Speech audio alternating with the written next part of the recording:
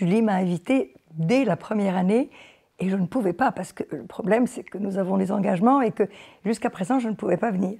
Mais cette fois-ci je suis très heureuse de venir avec un spectacle qui honore Michel Legrand parce que je pense qu'il est unique. Il a créé quelque chose qui demeure non seulement dans les mémoires de tous, mais aussi dans le monde. Nous avons incarné la France avec les films de Michel Legrand et de Jacques Demy, bien sûr. Mais c'était ce mariage entre la musique et le cinéma, et je suis très contente que Julie fasse ce festival qui parle de ces liaisons dangereuses entre la musique et le cinéma. Parce que ce sont les deux arts qui se ressemblent le plus. Ce sont des durées, ce sont des émotions, et l'un ne va pas sans l'autre. Moi, j'aime la musique au cinéma. Je connais beaucoup de cinéastes qui s'en défendent, qui ont peur de la musique, parce qu'elle est dangereuse, effectivement. Et très souvent, on se souvient davantage de la musique d'un film que du film lui-même. Mais il n'empêche que de ce mariage entre le cinéma et la musique sont nés tous les grands chefs-d'œuvre, depuis M. le Maudit, en passant par les Canons de Navarone et les grands films de Maurice Jarre et les films de Michel. Nous avons créé un spectacle qui mélange des images et des musiques, des chanteurs et des danseurs qui chantent et qui dansent les chansons de Michel Legrand, quelques-unes prises dans des films, quelques autres pas, parce qu'il a aussi écrit beaucoup de chansons. Vois cette démarche qu'elle a, ce beau sourire qu'elle a, vois cette grâce qu'elle a, avec ce charme-là, avec les jambes qu'elle a, avec les lèvres qu'elle a, avec ses poses, avec son teint de rose, on pourrait faire un opéra. Ouais, mais c'est avec ce qu'elle n'a pas, on ferait 20 opéras, son bobine des cinémas, ce qui était bête. Michel avait une très haute idée des chansons. Il pensait qu'une chanson, c'est aussi difficile à créer qu'un opéra. Il disait c'est un opéra en petit. Il faut qu'il y ait un grand sujet, il faut que ce soit bouleversant et il faut qu'on se rappelle de la mélodie. Donc ce spectacle a été en partie tourné dans la maison de Michel. C'est la maison que j'occupe maintenant, qu'il m'a laissée. Je crois qu'il souhaitait beaucoup que je continue à faire vivre cette maison. C'était sa dernière demeure, mais dans le sens que c'était la plus belle, celle qu'il a aimée le plus. Il a toujours été à la campagne toute sa vie. Vous savez, les musiciens ont peur du bruit. Pas seulement du bruit qu'ils vont faire pour déranger les autres, mais du bruit que les autres font dans les appartements à Paris. Il a toujours vécu à la campagne, avec des animaux, des chiens, des chevaux, et des femmes. Et je suis la dernière, et peut-être celle à laquelle il a confié ses pensées les plus définitives, disons. Parce que je crois que quand on arrive à un certain âge, on se préoccupe un peu, quand on est un grand artiste, de qu'est-ce qui va se passer après. Qui va prendre la suite? Qui va entretenir la flamme? Et je pense qu'il m'a choisi un peu pour ça. Entre autres, j'espère, mais c'était une des bonnes raisons. Il savait que moi, j'avais une très haute idée de sa musique et que j'en ferais quelque chose. De qui je peux avoir peur? La postérité, je m'en plains pas. Michel Legrand ne s'est jamais intéressé à ce qu'il avait fait avant. Quand on jouait ses pièces, il ne voulait pas savoir qui, quoi, qu'est-ce. Ça lui rapporte un peu d'argent, ça lui faisait plaisir.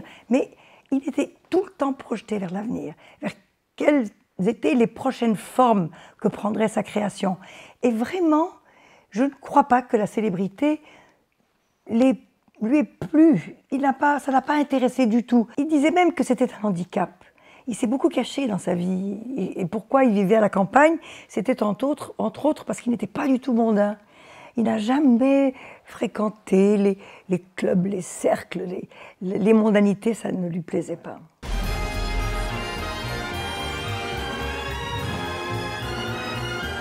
Ce que j'ai le plus aimé chez lui, c'est la façon dont il m'a aimé et il m'a fait entrer dans sa vie. C'est-à-dire avec une générosité, une grandeur qu'on n'a que quand on est tranquille, quand on est en paix philosophiquement. C'était un homme qui pensait beaucoup. Vous savez, il lisait la poésie. Il adorait Aragon. Il était un fan de Cocteau, imaginez-vous, de René Char. Et c'était quelqu'un qui ne voulait pas vivre en bas. Il vivait dans les altitudes de la pensée, de la création. Et je dois dire qu'avec mon arrivée dans sa vie, il a commencé à s'intéresser à des choses qui jusque-là, il avait un peu négligées. L'art contemporain, la musique contemporaine, je lui ai fait écouter du Xenakis. Alors. Et il était toujours aussi, comment dire, persuadé des choses qui avaient gouverné son existence, artistiquement. Mais il a eu cette curiosité. Et ça, je pense que c'est le propre des grands hommes, de rester toujours ouvert et surtout de ne pas considérer qu'on a trouvé la solution, qu'on est le meilleur et qu'on n'a plus rien à apprendre. Alors, j'ai entendu ces 2-3 petites phrases, ces petites piques, Lelouch qui dit « je lui aurais cassé la gueule parce qu'il parlait mal aux gens ». Parce qu'il n'a pas compris, Claude. C'est pas qu'il parlait mal aux gens, c'est qu'il était irrité qu'on n'aille pas à l'essentiel. Il était impatient, il avait besoin tout le temps de l'excellence, et d'ailleurs il était d'une exigence avec lui-même et avec les autres. Donc il ne pouvait travailler qu'avec des champions, qu'avec des gens qui étaient à son niveau.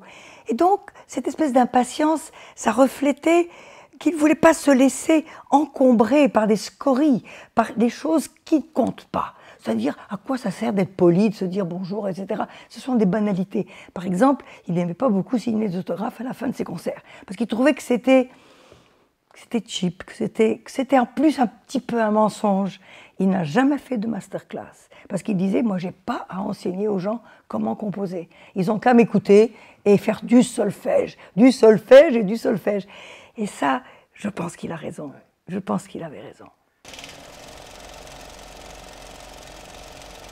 Pour moi, le sujet du film, c'est ce concert. C'est ce testament qu'il nous a laissé avec cette énergie avec laquelle il a vaincu la maladie pendant une soirée parce qu'il était très, très affaibli. Quand je suis venue l'excuser parce qu'il n'a pas pu venir jouer son concerto, il était à l'hôpital entre la vie et la mort. Mais il m'avait prié d'aller le remplacer et de ne pas dire qu'il était malade, de ne pas dire que c'était très grave, parce qu'il pensait qu'il allait encore faire des choses avec moi et aussi. Et d'ailleurs, sa dernière année, ça a été prodigieux, parce qu'il a fait Peau d'âne à Marigny, un grand concert, ce fameux grand concert à la Philharmonie. Il a écrit ce livre avec Stéphane Le Rouge, qui sont ses mémoires. Il a fait le film d'Orson Welles, qui était un film posthume.